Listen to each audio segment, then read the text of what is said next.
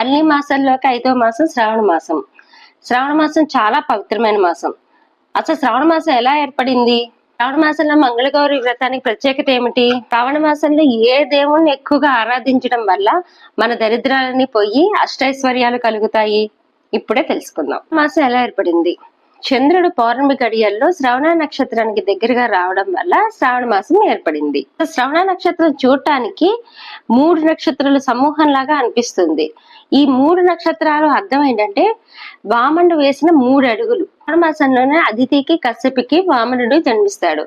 3 అడుగుల భూమి కోరుకొని బలిచక్రవర్తి నుంచి ఆయనకి మోక్షం కలిగించేది కూడా శ్రావణ మాసంలోనే. శ్రవణం అంటే వినడం. మాసంలో ఎక్కువ పురాణ కథలు, ఆధ్యాత్మిక విషయాలు వినడం వల్ల ఎంతో పుణ్యం కలుగుతుంది అని పురాణాలు చెప్తున్నాయి. మహావిష్ణు యొక్క నక్షత్రము శ్రవణ నక్షత్రం జరిగింది కూడా శ్రావణ మాసంలోనే.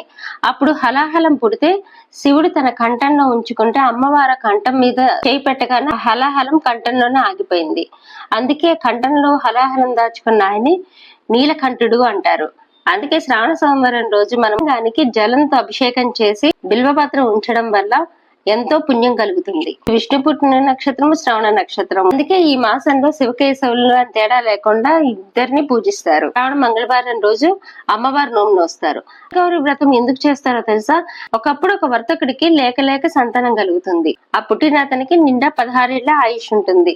దాంతో అతనికి వివాహం చేస్తే ఆ వచ్చిన అమ్మాయి మంగళగౌరి వ్రతం 5 వారాల పాటు చేసి అమ్మవారి అనుగ్రహం పొందింది. ఆమె భర్త ఆయుష్ కూడా పెరుగుతుంది.